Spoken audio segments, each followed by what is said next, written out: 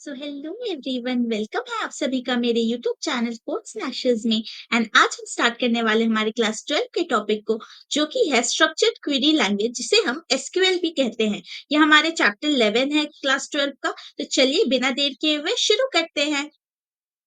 तो हम अपने पीडीएफ को ओपन करेंगे। सबसे पहला टॉपिक आता है एसक्यूएल, जिसकी हम बात कर रहे हैं। वो क्या होता है ना? What is SQL? SQL is the acronym of structured query language. Acronym मतलब क्या होता है? फुल फॉर्म को हम एक्रोनिम भी कहते हैं। एसक्यूएल जो होता है उसका फुल फॉर्म होता है structured query language. It is a standard language developed and used for accessing and modifying relational database. जो स्ट्रक्चर्ड क्वेरी लैंग्वेज होता है वो यूज किया जाता है आपका रिलेशनल डेटाबेस को मैनेज करने के लिए। दैट इज आरडीएमएस को मैनेज करने के लिए हम यूज करते हैं structured query language. The SQL language was originally developed at the IBM Research Laboratory in San Jose. SQL जो था वो ओरिजिनली डेवलप हुआ था IBM रिसर्च लैबोरेटरी में। IBM नाम का एक लैबोरेटरी था जहां रिसर्च की काम होते थे। वहां पर ये SQL लैंग्वेज को डेवलप किया गया था। एंड इसे किसने डेवलप किया गया था? इसे सैन जोस ने डेवलप किया था in connection with a project developing a prototype for a relational database management system called System R in the early 70s। 70s का टाइम जब चल रहा था तब एक सिस्टम था जिसका नाम था सिस्टम आर। उसका हेल्प किया जाता था हमें रिलेशनल डेटाबेस को मैनेज करने के लिए। उसका जब डेवलपमेंट हो रहा था तो उसी टाइम आपका एसक्यूएल का भी डेवलपमेंट हुआ। SQL is being used by many database management systems. Some of them are MySQL, PostgreSQL, Oracle SQLite, Microsoft SQL Server। जैसे कि एसक्यूएल में बहुत सारे एसक्यूएल के मैनेजमेंट सिस्टम है, that is relational database management system होते हैं। कुछ कुछ का एग्जांपल्स भी यहाँ दिया हुआ है, जैसे कि माई एसक्यूएल हो जाएगा, एराकल हो जाएगा, एसक्यूलाइट हो जाएगा। ये सब उसके एग्जांपल्स है, मतलब इसमें आप यूज कर सकते हो एसक्यूएल लैंग्वेज को। तो इस चैप्टर में हमें सिर्फ माई एसक्यूएल में कैसे आप एसक्यूएल को यूज करोगे, एसक्यूएल लैंग्वेज को, वो पढ़ना है। तो चलिए अब एक एक करके पढ़ते हैं। अगर एग्जाम्पल में बोला गया कि उसे एसक्यूएल लैंग्वेज को किस किस आप ये में एप्स में यूज कर सकते हो, तो आप कह सकते हो दैट उसको आप माई एसक्यूएल में यूज कर सकते हो, एसक्यूएल लाइट में यूज कर सकते हो, देन ओरेकल में भी यूज कर सकते हो। आप एग्जाम्पल ऐसा दे सकते हो। नाउ आता है एडवांटेजेस ऑफ एसक्यूएल। क्या क्या एडवांटेजेस है एसक्यूएल यूज करने का? हमें भी तो पता चले दैट एसक्यूएल हम क्यों यूज करें। There are many languages for coding, then why to use SQL? तो चलिए पढ़ते हैं। Interactive languages. This language can be used for communicating with the database and receive answer to the complex question in seconds। जो ये होता है SQL होता है वो एक इंटरैक्टिव लैंग्वेज है। अगर आप तुरंत कोई क्वेश्चन लिखते हो इन सेकंड्स आपको उसका आंसर मिल जाएगा। कुछ लैंग्वेज ऐसे भी होते हैं कि जिसे प्रोसेस करने में बहुत समय लगता है एंड आंसर आपको इमीडिएट नहीं मिलेगा, थोड़ा टाइम के बाद मिलता है, कुछ सेकंड ज्यादा लग जाएंगे। बट ऐसा एसक्यूएल में नहीं है। एसक्यूएल में आप जैसे ही रन करोगे इन सेकंड्स आपको आंसर मिल जाएगा। तो वही लिखा हुआ है यहाँ कि कम्युनिकेट करने में इजी होता है, क्वेश्चंस का आंसर, कॉम्प्लेक्स क्वेश्चंस का भी आंसर इन सेकंड्स में आपको मिल जाता है। Multiple data views. नाउ अब पढ़ते हैं कि इसका मल्टीपल डेटा व्यू कैसे होता है। The users can make different views on the database structure and database for different users. आप एसक्यूएल में जरूरी नहीं कि एक ही डेटाबेस का यूज करो। हो सकता आप एक एसक्यूएल का यूज करोगे ना, तो एसक्यूएल में आप वेरियस डेटाबेस का यूज कर सकते हो ना। एक डेटाबेस के अंदर आप वेरियस टेबल्स को ले सकते हो। अगर आपका वेरियस डेटाबेस होगा तो हर एक डेटाबेस में वेरियस टेबल्स के अंदर वेरियस रिकॉर्ड्स, हर रिकॉर्ड के अंदर वेरियस रोज एंड कॉलम्स। वैसे करके आप अगर एक डेटाबेस का मैंने बताया, वैसे आप मल्टीपल डेटाबेसेस का यूज कर सकते हो एसक्यूएल में। तो आपको समझ आ गया होगा कि ये कितना कॉम्प्लेक्स रहता है, कितना लार्ज डेटा को स्टोर कर सकता है SQL. MySQL is currently the most popular open source database software। MySQL अभी तक का सबसे popular, one of the most popular database system है जिसे यूज किया जाता है रिलेशनल डेटाबेस को मैनेज करने के लिए। It is a multi user multi headed database management system. MySQL is especially popular on the web। Web में आपका MySQL बहुत पॉपुलर है ना। यहाँ अब हम देखेंगे कि आप कैसे MySQL का कनेक्शन करते हो। तो उसके लिए आपको क्या करना होगा, आप ओपन करो open source and free of cost. MySQL का क्या फीचर होता है कि वो ओपन आप करोगे तो वो ओपन सोर्स होता है, मतलब कोई भी उसे खोल सकता है। ऐसा नहीं है कि कुछ रेस्ट्रिक्शन है कि आपका कोई बहुत ज्यादा सिक्योरिटी है, वैसा कुछ नहीं है। फ्री ऑफ कॉस्ट भी होता है MySQL, दैट इज आपका कुछ कुछ एप्स ऐसे भी होते हैं जिसमें आपको पैसा लगता है, मनी लगता है कोई भी ऐप को एक्सेस करने के लिए, बट ऐसा नहीं है। MySQL को आप फ्री ऑफ कॉस्ट भी यूज कर सकते हो। It is open source and available at free of cost, जैसे कि अभी मैंने कहा था। नेक्स्ट आता है उसका portability, that is connections. Small enough in size to install and run it on any type of hardware and OS like Linux, MS Office, MS Windows, Mac, etc. जो आपका पोर्टेबिलिटी क्या होता है, वो बहुत पोर्टेबल है। क्यों? क्योंकि वो बहुत स्मॉल है साइज़ में। जो स्मॉल रहेगा अगर कोई भी चीज़ साइज़ में तो उसे इंस्टॉल करना ईज़ी होगा। इंस्टॉल करना ईज़ी होगा तो वो कहीं भी इंस्टॉल हो जाएगा एंड ईज़िली कोई भी चीज़ में रन हो जाएगा। जैसे कि अभी मैंने पहले बताया था दैट आप इसे लैपटॉप में भी यूज़ कर सकते हो, फ़ोन में भी यूज़ कर सकते हो, अदर आपका सॉफ्टवेयर्स है उसमें भी आप यूज़ कर सकते हो। क्यों यूज़ कर सकते हो? क्योंकि ये बहुत पोर्टेबल होता है। बहुत पोर्टेबल होगा, स्मॉल होगा, इंस्टॉल करने में ईज़ी होगा तो ऑब्वियसली कहीं भी यूज़ हो सकता है। तो यहाँ एग्ज़ाम्पल भी दिया है जैसे एमएस विंडो हो जाए या मैक हो जाए या लिनक्स हो जाए, ये सब में यूज़ हो सकता है। उसके बाद आपका सिक्योरिटी आता है। Its database are secured and protected with password. जो सिक्योरिटी होता है, सिक्योर्ड रहता है। आपका माइस्क्यूएल बहुत सिक्योर्ड रहता है क्योंकि जब आप माइस्क्यूएल का लॉगिन करोगे मतलब जब आप उसमें अपना अकाउंट बनाओगे, तो उसमें आपका एक पासवर्ड माँगेगा एंड जब भी आप उसे रन करवाने की कोशिश करोगे अपना प्रोग्राम खोल के माइस्क्यूएल में, तो सबसे पहले आपसे उसमें पासवर्ड माँगेगा। अगर आपने सही पासवर्ड डाला, तो ही आपका वो रन करेगा, वरना वो आपका रन नहीं करेगा। तो आप इससे समझ सकते हो दैट उसका सिक्योरिटी बहुत स्ट्रॉन्ग है। Next comes the connectivity. Various API are developed to connect it with many programming languages. Connectivity भी इसका बहुत strong होता है क्योंकि अगर सिक्योर पासवर्ड रहेगा तो ऑब्वियसली कनेक्टिविटी तो स्ट्रांग होगा ही। Query language it supports SQL that is query language जो होता है एसक्यूएल जो है structured query language for handling database, इसे वो सपोर्ट करता है। Types of SQL command. Now यहाँ से आपका सबसे मेन टॉपिक स्टार्ट होता है एसक्यूएल कमांड्स का। इससे पहले मैंने जो भी अभी बताया ये सब तो थ्योरी पार्ट है एंड वो सब क्वेश्चंस आते भी नहीं है। बट पाइथन के एग्जाम जब आएगा आपका बोर्ड का, तो उसमें 20 मार्क्स एसक्यूएल से कंटेन किए जाते हैं। सो इसमें बहुत इंपॉर्टेंट होता है कि आपको सारे टाइप्स पता होने चाहिए, सारे के सिंटेक्स पता होना चाहिए एंड उसे कैसे कैसे अप्लाई करना है क्वेश्चंस को देखकर वो आना चाहिए। तो यहाँ से अभी आपका जो भी मैंने पढ़ाऊंगी वो आपका इंपॉर्टेंट टॉपिक होगा, तो ध्यान देके पढ़िएगा। तो आपका आता है types of SQL commands. SQL commands का क्या-क्या टाइप होता है? सबसे पहला टाइप हो जाएगा डीडीएल, सेकंड हो जाएगा डीएमएल, थर्ड हो जाएगा डीसीएल एंड फोर्थ हो जाएगा ट्रांजैक्शन कंट्रोल लैंग्वेज। तो आपको इसमें चारों में से सिर्फ आपको 3 कमांड्स को पता होने चाहिए, जो होता है डीडीएल जिसको हम कहते हैं डेटा डेफिनेशन लैंग्वेज। इसका फुल फॉर्म होता है डेटा डेफिनेशन लैंग्वेज, डीएमएल का हो जाता है data manipulation language and TCL transaction control language को हम टीसीएल कहते हैं, तो ये हो गया। तो ये जो डीसीएल है डेटा कंट्रोल लैंग्वेज, ये आपको नहीं पढ़ना है, ये इस साल के सिलेबस से हटा दिया गया है। तो बाकी जो बचा हुआ 3 पार्ट है वो हम कवर करेंगे इस बार, दैट इज इस पार्ट में।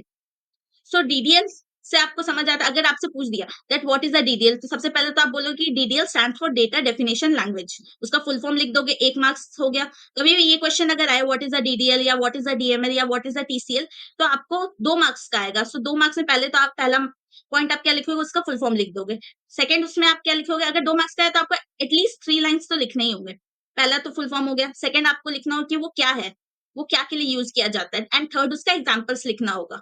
तो यहाँ देखिए पहला लाइन तो आप लिख दोगे डेटा डेफिनेशन लैंग्वेज जिसे कहा जाता है। फिर उसका क्या काम होता है, to create database and table structure commands like create, alter, drop etcetera. ना आप सिंपली लिख दोगे डेटा डेफिनेशन लैंग्वेज जिसका नाम है, दैट इज समझ सकते हो बाय नेम दैट डेटा को डिफाइन करता है जो लैंग्वेज, जिसे हम कहते हैं डेटा डेफिनेशन लैंग्वेज। तो आप लिख दोगे DDL is used to create database and table structure. इतना लिख दोगे तो दूसरा पॉइंट हो जाएगा। उसके बाद उसका कमांड्स फिर आप ऐसे लिख दोगे the various commands of DDL are create, alter, drop.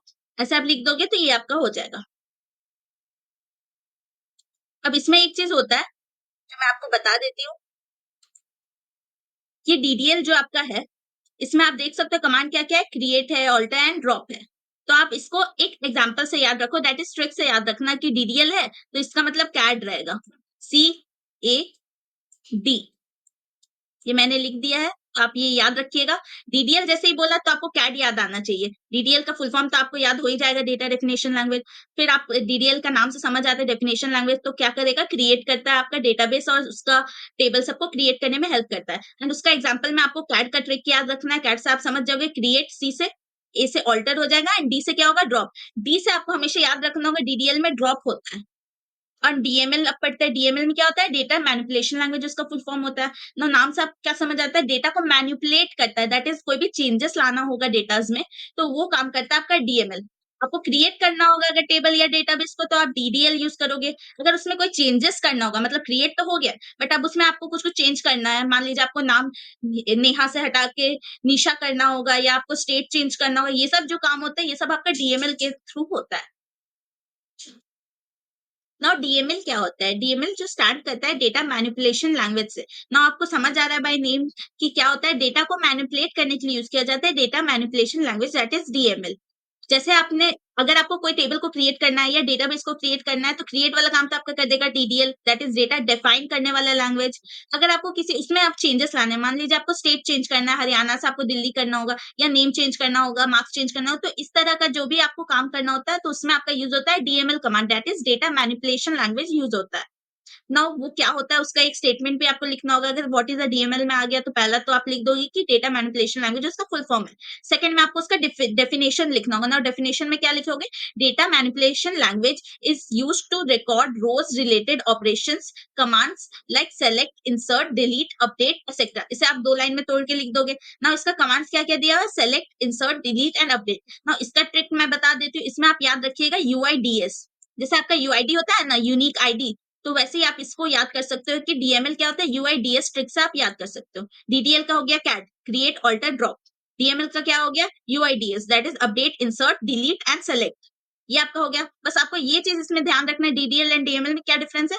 जो डीडीएल में कैट का डी है वो ड्रॉप के लिए यूज होता है। डीएमएल में जो यूआईडीएस का डी है वो डिलीट के लिए यूज होता है। ड्रॉप होता है टेबल डिलीट करने के लिए या डेटाबेस डिलीट करने के लिए पूरा तरीका से। एंड जो डिलीट कमांड है जो डीएमएल में होता है वो कोई पर्टिकुलर रिकॉर्ड को डिलीट करने के लिए यूज किया जाता है। दैट इज, मान लीजिए आपको बस जहां ऐसा लिखा हुआ है क्वेश्चन में कि आपका जहां भी स्टेट हरियाणा है वो सारे रिकॉर्ड्स को डिलीट कर दो, तो उसके लिए आप क्या यूज करोगे? उसके लिए आप डिलीट कमांड को यूज करोगे। जहां भी उसे हरियाणा नाम का मिल जाएगा रिकॉर्ड, वो सारे रिकॉर्ड्स को डिलीट करेगा। पूरा का पूरा टेबल या डेटाबेस को डिलीट नहीं करता है delete operation. Transaction control language से आपको क्या समझ आता है? ट्रांजैक्शन जो मनी लेंडिंग वाला प्रोसेस सब होता है, कोई भी चीज का ट्रांजैक्शन, वो चाहे रिकॉर्ड्स का ट्रांजैक्शन हो या मनी का ट्रांजैक्शन हो या कोई भी चीज का ट्रांजैक्शन हो, उसको जो कंट्रोल करता है वो होता है transaction control language, use to control the transaction. पहला तो आप टीसीएल में व्हाट इज द टीसीएल में लिख दोगे, it stands for transaction control language. It is, फिर सेकंड में आप क्या लिखोगे? It is use to control the transaction, ये यूज किया जाता है ट्रांजैक्शंस को कंट्रोल करने के लिए।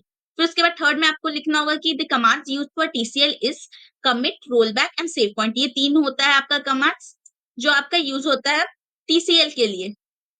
नेक्स्ट आता है data type in my SQL. ना आपके डेटा टाइप्स क्या क्या होते हैं माई एसक्यूएल में, वो पढ़ते हैं। पहला तो आपका होता है numeric data type. Numeric data type में आपका क्या होता है? न्यूमेरिक फॉर्म वाले डेटा टाइप, जैसे कि हमने पाइथन में पढ़ा था, ये में जो पाइथन रिवीजन 2.1 में हमने पढ़ा था, दैट न्यूमेरिक डेटा टाइप क्या क्या होते हैं? इंटीजर होते हैं, फ्लोट होते हैं, एंड और एक होता है जो कि था स्मॉल आईएनटी। तो चलिए एक एक करके पढ़ लेते हैं इसे शॉर्ट में। वैसे तो आपको पता होगा इंटीजर और आईएनटी, इंटीजर को ही हम आईएनटी बोलते हैं। Up to 11 digit number without decimal, कोई भी डेसिमल पॉइंट के बिना 11 डिजिट तक का जो नंबर होता है उसे हम कहते हैं इंटीजर। फिर सेकंड आता है आपका small INT, up to 5 digit number without decimal. अगर डेसिमल के बिना से 5 डिजिट लिखा है, मान लीजिए 1 2 3 4 5 लिखा है, तो आप उसे क्या कह सकते हैं कि वो एक स्मॉल आईएनटी है। अगर लिखा होगा 1 2 3 4 5 6 7 8 8 तक लिखा होगा, तो वो एक रेंज में आ गया, बिना कोई डेसिमल का, 11 डिजिट से कम का है, एंड 5 से डिजिट से ज्यादा का है, तो आप उसे कह सकते हैं कि वो एक इंटीजर टाइप है, दैट इज आईएनटी टाइप है। फिर उसके बाद आता है आपका फ्लोट टाइप। फ्लोट टाइप में आपका दो पैरामीटर लगता है, सिंगल पैरामीटर से भी हो जाता है।